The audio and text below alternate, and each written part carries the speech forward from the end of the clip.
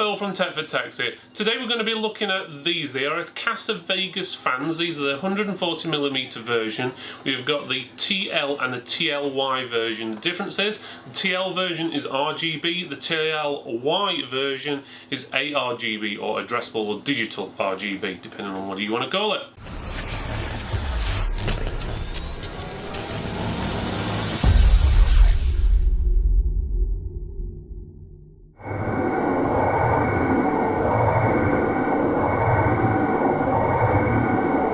Okay, here we go. So first of all, let me tell you the difference. What the difference is between RGB and ARGB, or addressable RGB, and some people call it digital RGB.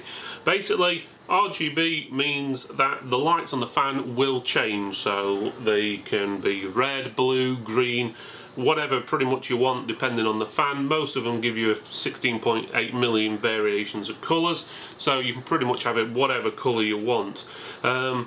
But all the fan has to be the same colour at the same time. So if you've got it on your PC and you've got it on colour cycle as it's called, you will find all the fans will, or at least this fan, will be blue in one go, or red, blue and so forth, and it will change between all the different colours. Now the difference between addressable RGB is each individual light on the fan, or whatever the device is, can light up individually a different colour. So you could have this fan multicoloured all the way around. So it could be red here, blue there, green there, red, green, blue and so forth. Whatever you wanted, obviously depending on the software you're using with it. So this could cycle around and be lots of multicolours in one go, or you could have it the same as that one if you wanted all the colours to be the same colour. So basically it's a more advanced version, the addressable is, than the standard RGB, but not many boards have the addressable on unless it's a real top-end board. And saying that, not every board has RGB on. There are controllers out there you can get.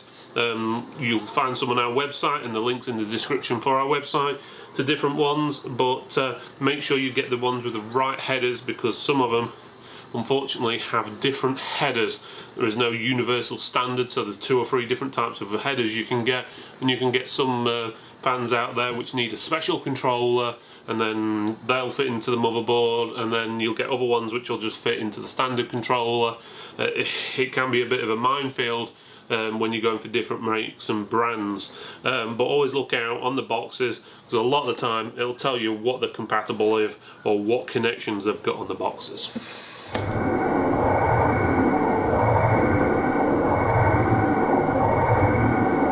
Okay, so let's have a look at both of these products. As you can see, the packaging is pretty much identical. It's that black glossy packaging, picture of the fan on there, and as you can see it says Vegas TL. This one says the TLY. The Y stands for the addressable RGB rather than the standard.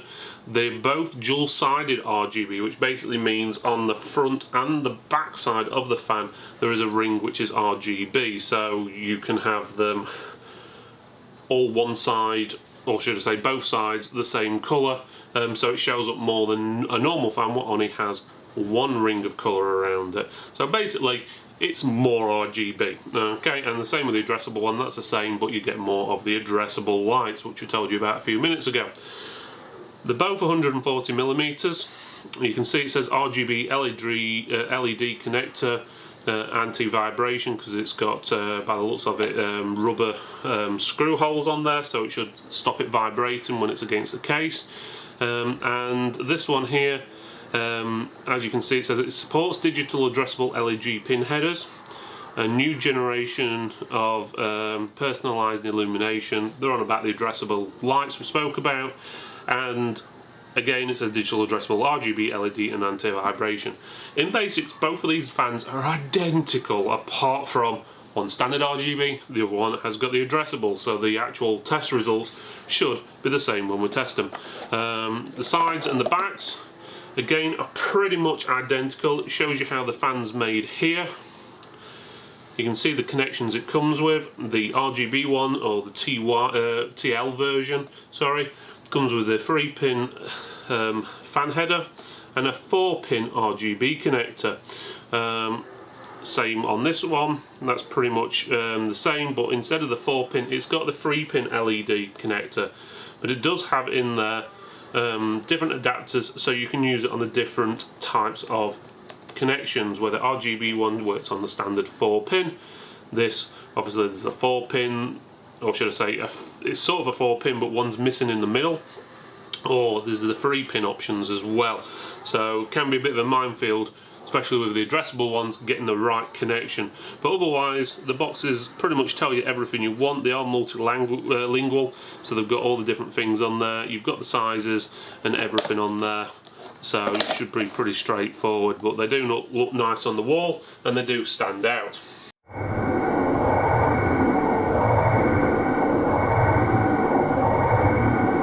Okay, let's open these up. Because they're both basically the same, I'm just going to open up the TLY version. It might have 1 or 2 extra connectors in for the different variations of RGB headers. So let's have a look. The box itself is sealed, so let me quickly break the seals. And here we go. Alright, first thing that falls out, screws. Unfortunately, it's one of those things I hate the most, is silver screws for a black fan. They should be black, sorry, but most cases out there are now black. There's very few which are silver. Even the backs of most machines, even though you don't see them, they're generally black. If they want to give options, obviously include black and silver. Obviously they don't weigh much, so I can't see it adding much to the price of doing it. Next up, what's fallen out is, looks like a couple of cables.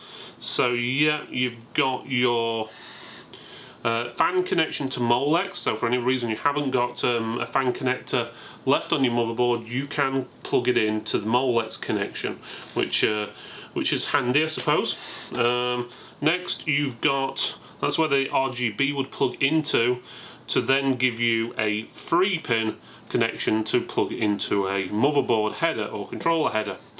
The other one is for the other type of header, and this one has got the 3-pin with one missing, so it's, I class them as 4 minus 1s, but different people call them different things, but basically it's actually 3 pins, but it's 2, then missing 1, and then 1.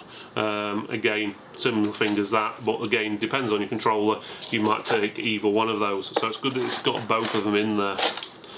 Right, okay, the fan itself, and is there any paperwork? No paperwork, so no need for instructions or anything like that, so that's good. Okay, so as you can see, the fan's there. Looks like it's got 1, 2, 3, 4, 5, 6, 7, 8, 9. It's got 11 blades. It has got that rubberish finish there, so your anti-vibration, so that's where your screws will go in. The fan spins pretty smoothly there. It is sort of see-through the blades, but obviously that's where the LEDs, which are going to be all the way around this ring here and then on the other side, will shine obviously at the blades and help light it up so it stands out even more so. There, central of the fan, there is a sticker. It's sort of like a hologram style Akasa. Not sure if you'll see that on the camera, but there you go. On the back side, you've got the Akasa details. One handy thing to note that a lot of people don't always remember when they're making cases, and we see a lot of people do this, especially when they do custom build them themselves, and even some stores, is when you're fitting the fans in, make sure they're all the right way up, and to make sure it's the right way up, the sticker, make sure that's upwards or whatever, or they're all the same, because if you've got 2 fans, one's one way and one's the other way, and if they're both addressable RGB, the colours will be out of sync. So the blue, let's say you've got blue, red, green, yellow, on the other one the blue will be over here, and so forth, so they won't match up. So make sure you put the fans in both the same way up. But on the back, as we said, we've got all your voltage settings and everything in there, made in China and so forth.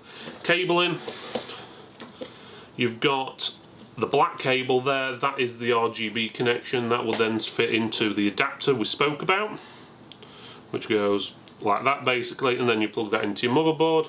We'll have a look at cable lengths in a few minutes. And then we've got a silvery coloured cable for your 3-pin. Again, this is a 3-pin connection, not a 4-pin like on a lot of fans these days. So don't get me wrong, it can still adjust the speed somewhat, but it's not as good as the 4-pin connections you get. Why they've gone for a silver cable instead of black, I'm not sure. I would have gone personally for black. It would stand out less inside the machine when doing cabling.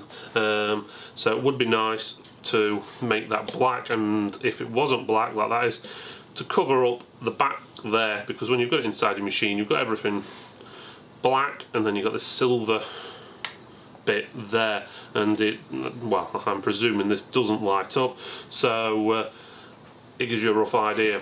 Going back to the lighting on the fans, obviously you've got the rings there and so forth.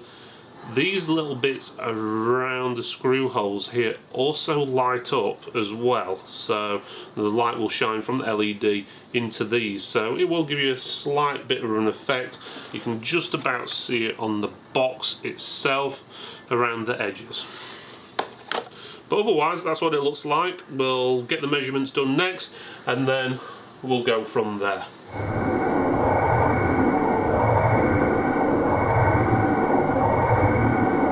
Okay, let's have a look at the box size first of all, in case you've got a retail store, you're wanting this on display. It's basically 20 centimeters high, the width is 15 centimeters, and the depth of it looks like it's just over 3 centimeters, so around about 32-33 millimeters. So it's not bad. It does also have a hanging hook if you did want to display it. The fan itself, obviously it's a 14 centimeter fan, so funnily enough, the top to bottom is 14 centimeters and side to side is 14 centimeters, which is 144 millimeters.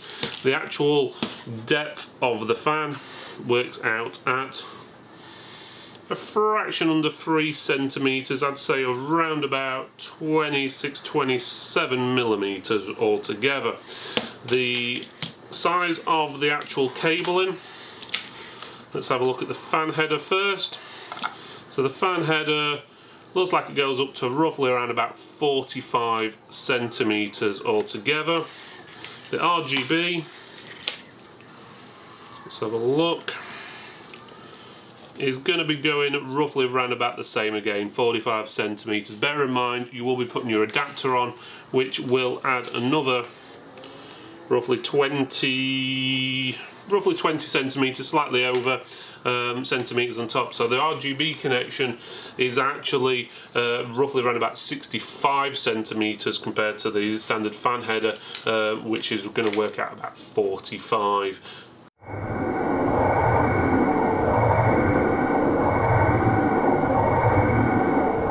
Okay, our testing system was a Thermaltake Level 20 MT ARGB case with all the fans disabled while we were testing, an Intel i3-8100 quad-core CPU running at 3.6 GHz, over voltage to 1.3 volts.